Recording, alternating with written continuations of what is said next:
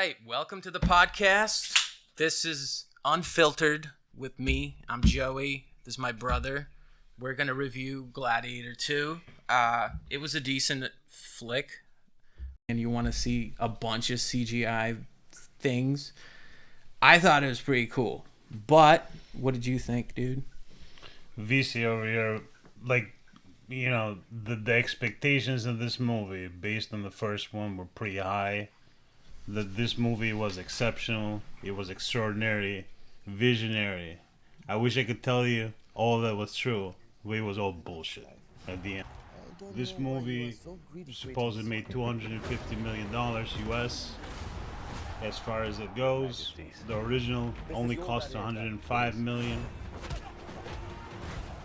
It just didn't pan out. It just didn't work. The main thing is lower your expectations when you go into it. Yeah. Spoilers here. If you guys see the movie or whatever, check this out. If you didn't, I'm still gonna spoil it. But Denzel Washington's character at the end became fucking dreadful. It was awful. It was just him trying to overact, and he became the bad guy, and he just tried to.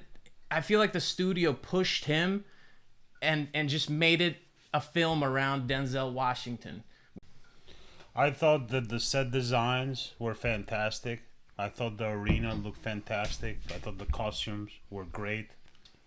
But when it came to the emotions of the movie, it fucking fell flat. The Lucius story was fucking boring. The opening battle scene was cut in the middle as soon as his wife got killed. They literally stopped the battle scene. Like, everybody got excited. You're thinking you're watching this fucking epic battle, and he just ran out of money. And his wife gets killed, he gets hit, and just fucking stops in the middle of it. The next thing you know, he wakes up in the fucking water for no reason. When it first started, it kind of seemed epic, right? And then Pedro Pascal came in there, and it looked like this epic scene. And then it just died as soon as they killed his wife. But they never built her character up. I just, like you said, his wife didn't make any sense. There wasn't enough time for you to get to know her. There wasn't enough time for you to get to know him. You didn't care about anybody getting killed. Said the battle looked great, but it just didn't make any sense to start like that. The Gladiator 1 opening, and you see Maximus, and you see everything that happened, and you're thinking, why am I not watching the first movie instead of watching this piece of shit movie for no reason? It's almost like they did a recap, like Beetlejuice 2, the fucking sequel. They did a recap of the first movie, but they tied it into the second movie just to show that, hey, this is the sequel. To me, this movie should have never even been named Gladiator. It should have been all new characters. It's still not going to be a good movie, no matter what you do to this. 300, part 3. I mean, that's what I thought when I looked at the trailer. I thought I was going to go into 300. There wasn't anything cool about the fight sequences. Even the coordinating, it seems everybody was stiff. The rhino CGIs, all the monkeys, you just couldn't believe that this is happening in the Gladiator world. It just didn't work. They had no place in that world.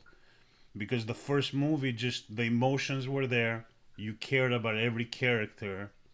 And in this one, it just fell flat. What'd you think of the historical accuracy of this movie? Based on a true story, it doesn't have a fucking meaning anymore. Yeah. That has lost its meaning because every movie fucking has it at the beginning.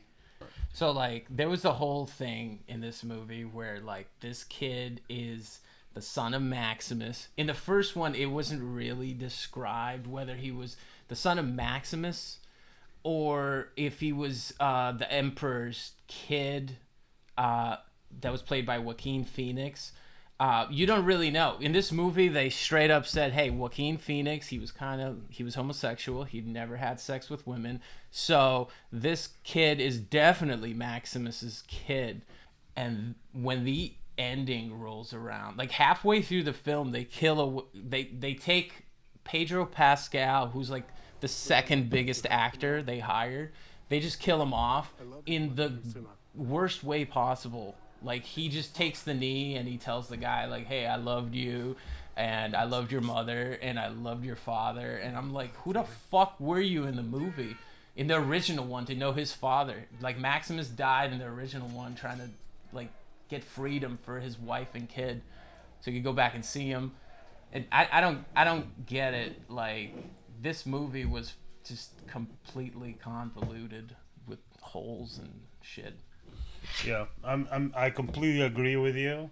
The other thing that threw me off is that we already knew who this guy was. We knew it was Lucius. So, in the first movie, he was like 10 or 13 years old. Yeah. Right?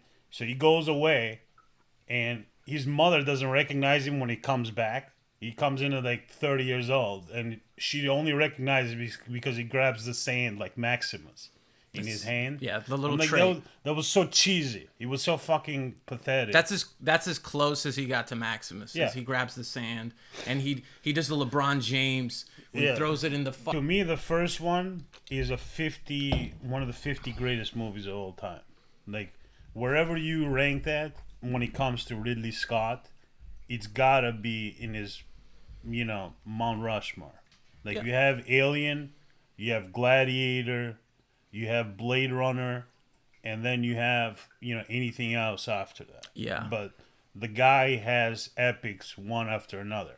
So that's the reason we watch the movie, is we believe in Ridley Scott. Like, even his shit movies, are good. Like, Yeah. even Alien Covenant, that a lot of people didn't like when it came out, it was still a good movie. It's grown.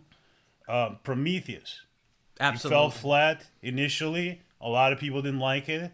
It's grown over the years, and all those movies have become classics now.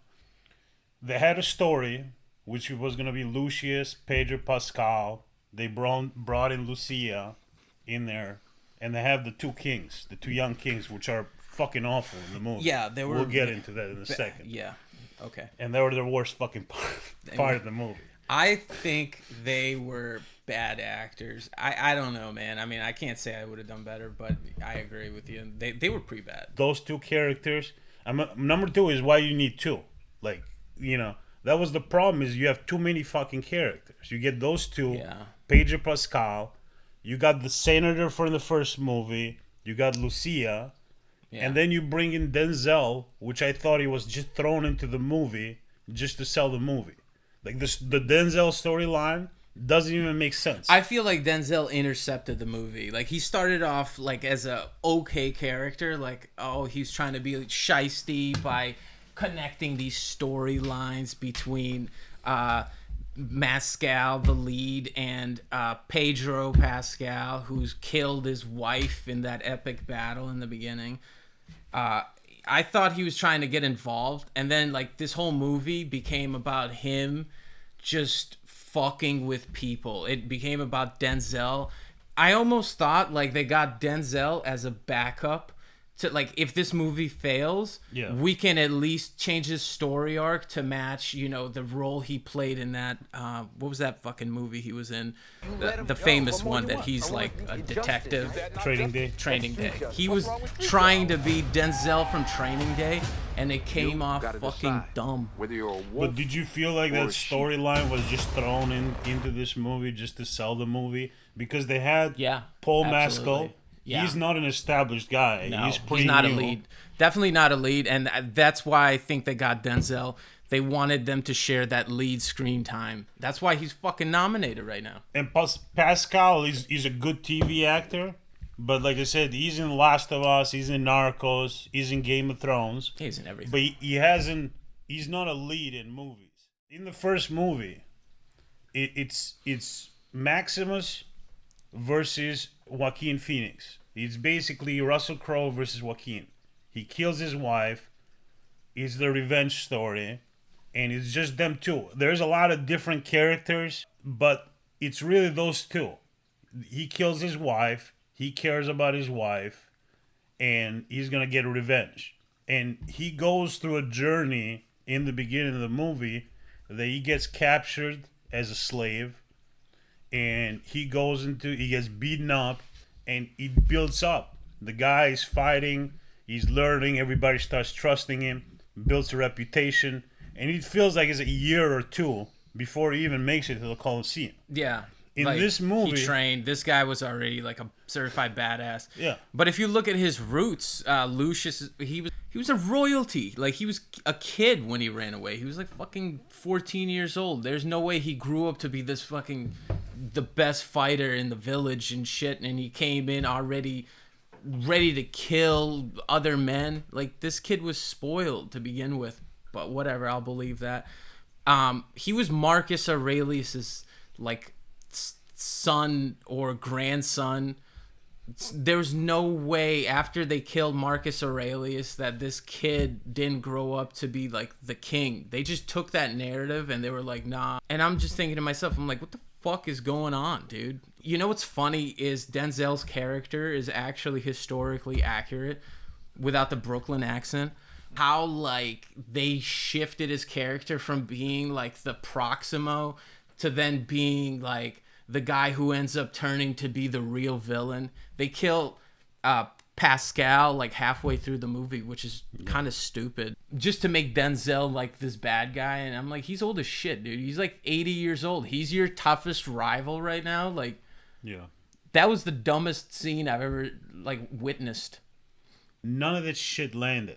And Denzel is in the background looking at everything. He's just watching. And it just didn't land. Hey, man, what's this guy up to? The whole fucking movie was Denzel being a fucking peeping Tom, just watching what the two little pale white princes are up to, trying to get one to kill the other brother. And the whole, like, Senate floor just accepts Denzel as the new king. You know, just like, hey, you're the man, dude. You got rid of these two tyrants. Now you're going to be the new king of Rome, the new emperor.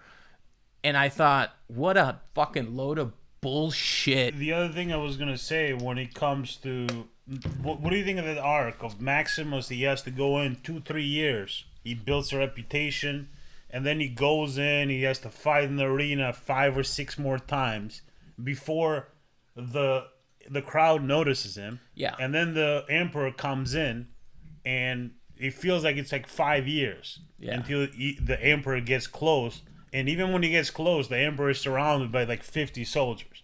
In this one, this guy fights a bunch of monkeys for no reason in the arena, which was laughable. I've never seen monkeys in gladiatorial events. This is a new thing. Monkeys, sharks, dinosaurs, crocodiles. Like, what the fuck are you doing with these animals? Like, I just remember chariot races. Yeah. That's the only kind of thing. No hippos, tiger fights, lion fights, no rhinos. Right, no rhino. They used to have executions. Like, they used to watch people in the Colosseum. They just used to throw them in there and watch them eaten by lions. They just released the lions.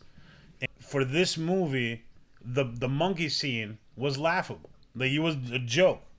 And next thing you know, he beats one monkey, breaks his teeth. Yeah. And then Denzel realizes, hey, this guy can fight. Yeah. And one day after that, he's in the same room with both kings. Yeah. How the fuck did that happen? He survived like 2 fights.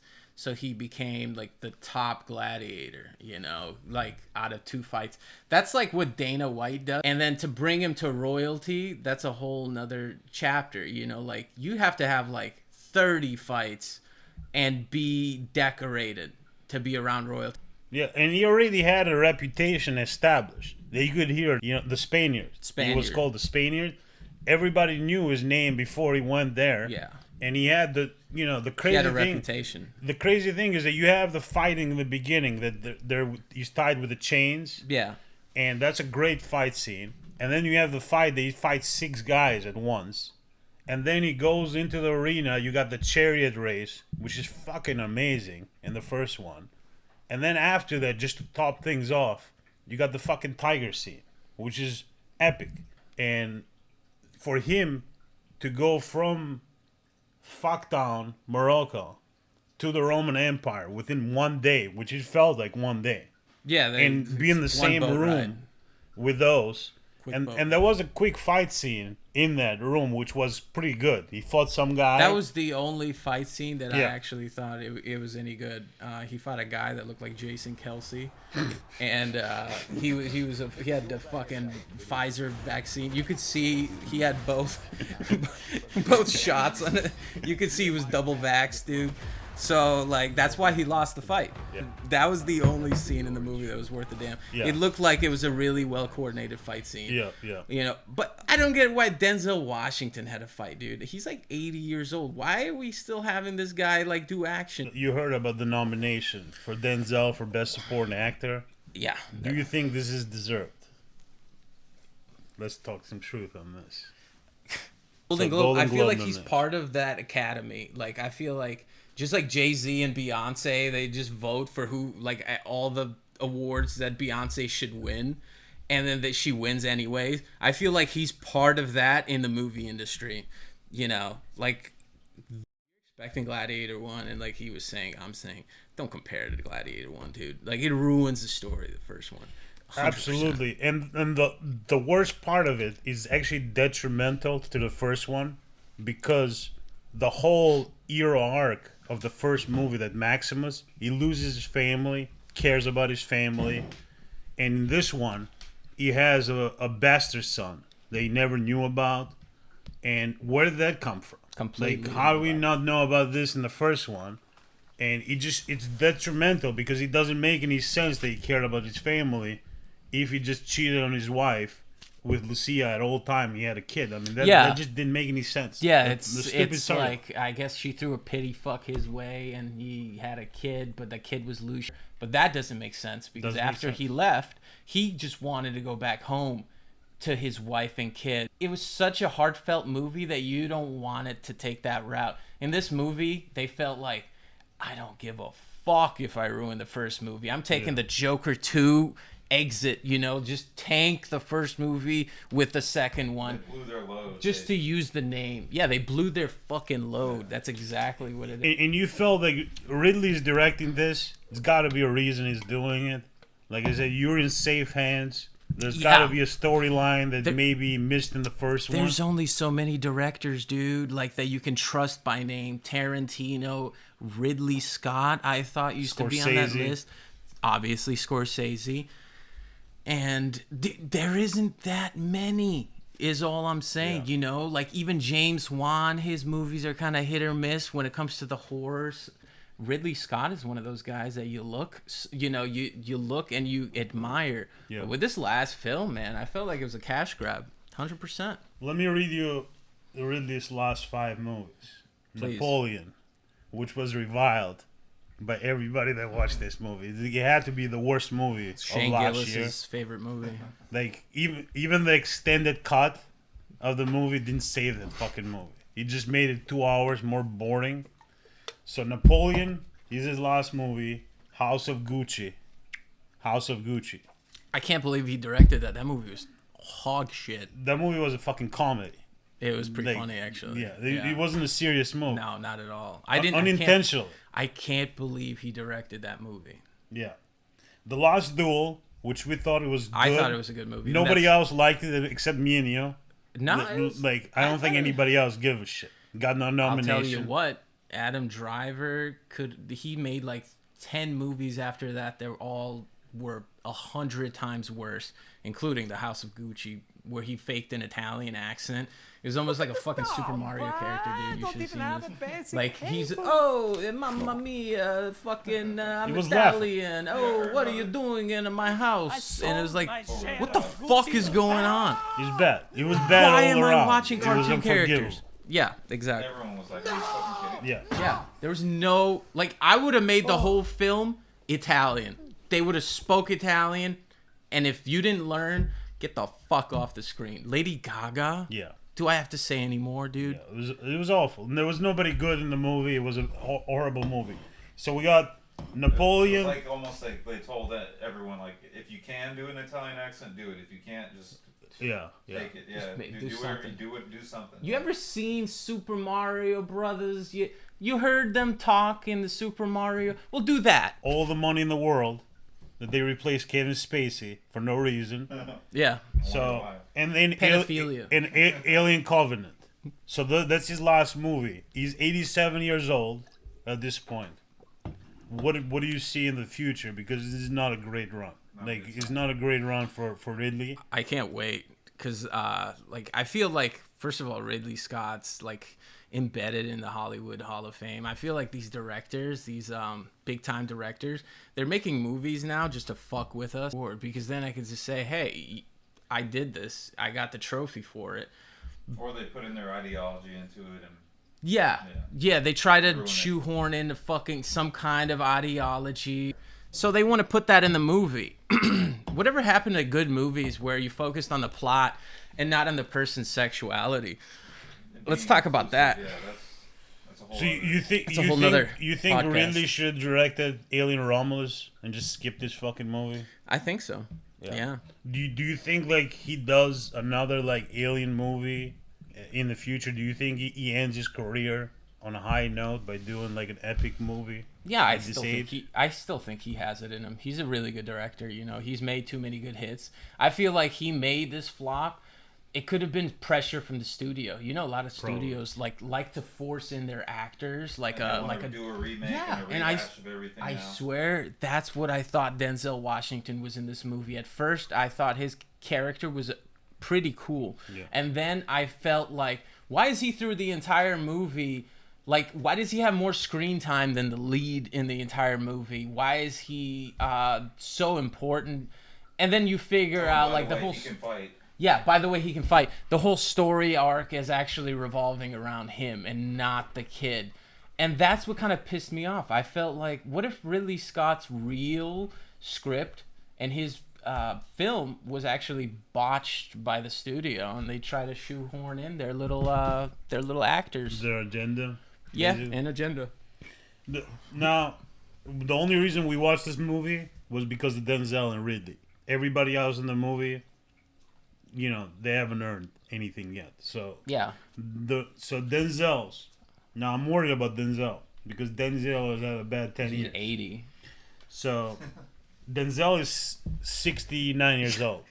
So these last 5 movies, Equalizer 3, Equalizer 2, Tragedy of Macbeth.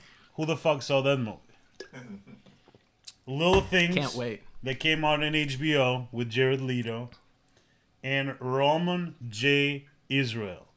Fucking shitty movie that nobody saw. But, man. You know, I thought it was okay, but nobody cared. Any of those. Yeah.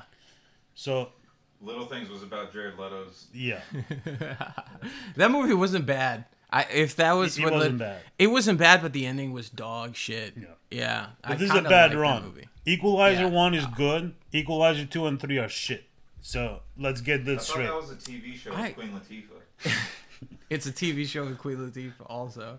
And, you know, if that's what Denzel's going to end up being is Queen Latifah, then I'll take it. You know, you might as well have put Queen Latifah in Gladiator 2, dude. It wouldn't have made a licking fucking difference if it was her or Denzel at that point. She'd be one of the rhinos.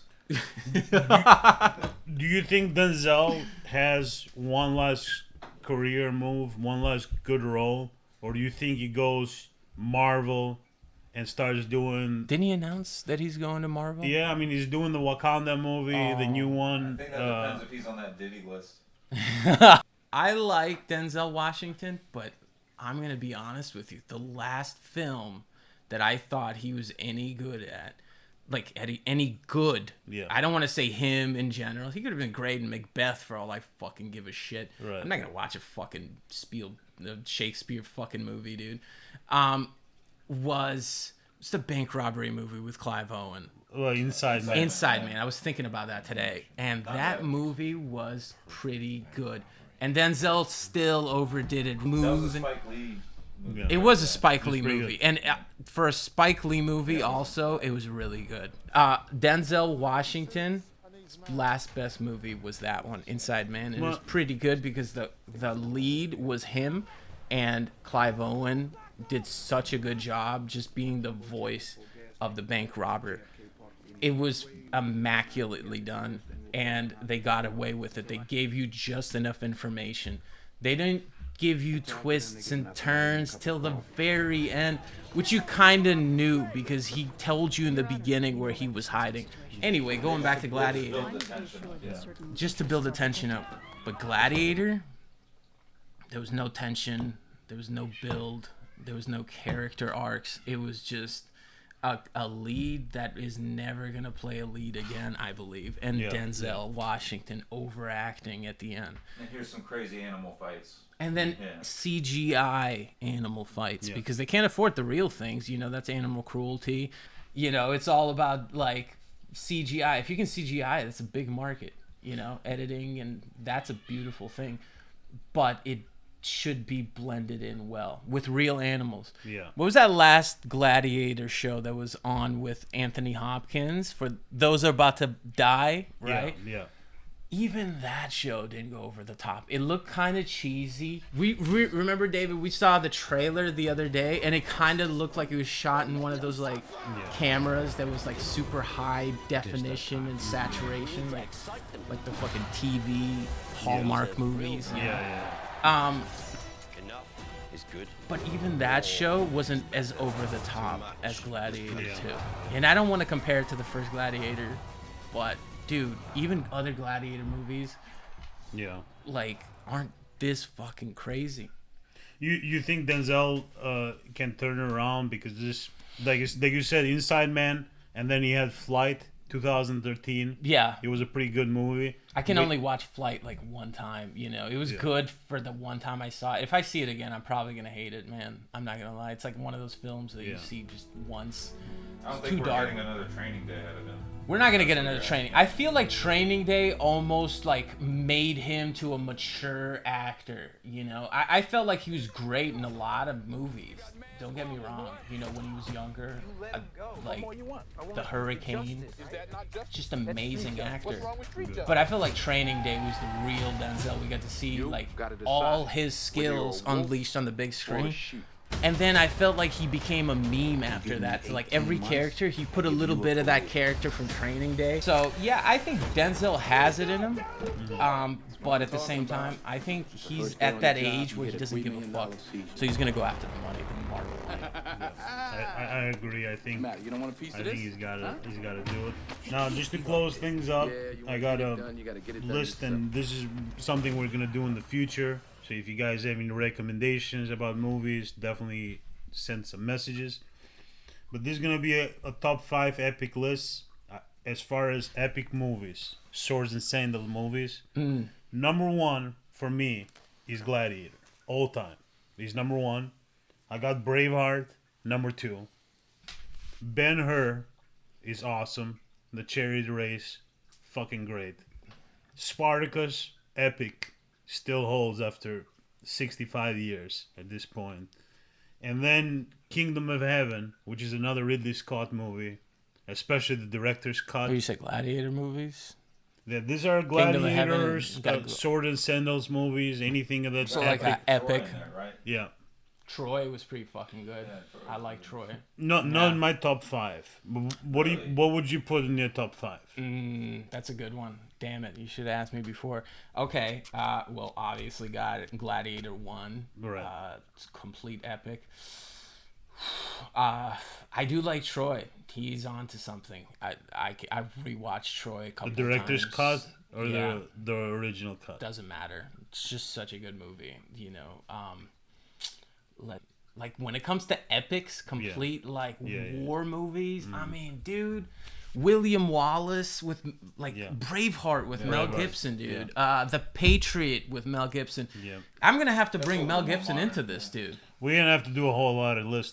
That's dude. For me, if you're going into the route of making epic movies when it comes to like a big budget movie, when it comes to a war, not 300, right? You're not putting that in there. I might, because the influence back when 300 first came out, I would put 300 in there. Yeah. But now rewatching it, like so much CGI and slow motion, I feel like a lot of directors took that style and they just washed it out.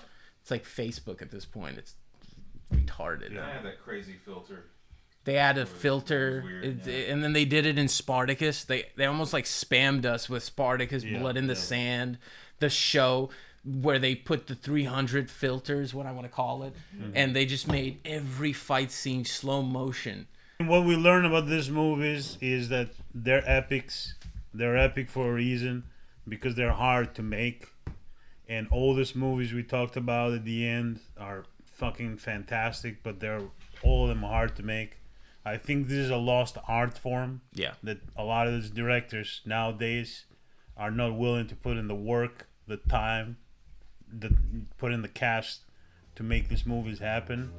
And like I said, we went to Gladiator to support this art form, and he let us fucking down. But that's the closing note. Unless you want to say something else. No, that was it, man. We got to wrap this podcast up. Thank you for listening, watching. Please give us recommendations if you have any movies you want us to review. Subscribe. And that's it. Thank you so much, everybody. Bye-bye.